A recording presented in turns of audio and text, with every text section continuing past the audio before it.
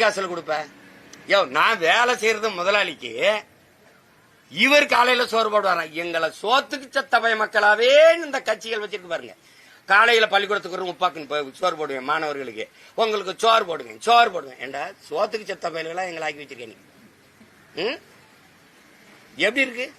காலையில நாங்க குப்பை எலி கூட்டுறதுல இவர் சோறு போடுவாரு, எங்கேன்னு போய் நின்று சோறு சாப்பிட்டுக்கிட்டு இருக்கணும். இந்த காசு எந்த இதுல இருந்து கொடுப்ப? இவ்வளவு பணம் இவ்வளவு இருக்கிற நீ இந்த சலுகை அறிவிக்கிற நீ, அவன் கேட்கறத கொடுத்துட வேண்டியதானே? தனியார் மயப்படுத்தாத எங்களை நிரந்தர பண்ணி ஆலை சோறு, இந்த செத்தா 10 லட்சம், யாராவது செத்து பார்க்கணும் 10 லட்சம் கொடுக்குறானா இல்லையான்னு, அப்படிதானே நீங்க எடுத்துக்கிறதே. இப்போ இப்படி பாப்போம். முதல்ல கொடுத்த தேர்தல் நீங்க உங்க வாக்குறுதி வந்தால் பணி நிரந்தரம்னது, அந்த வாக்குறுதியை 4.5 ஆண்டுகளா நீங்க நிறைவேற்றாததுனால இப்ப இந்த போராட்டம் தீவிரம் எடுக்குது. அப்ப 4.5 ஆண்டுகளுக்கு முன்னாடி கொடுத்த வாக்குறுதியை நிறைவேற்றாத நீங்கள்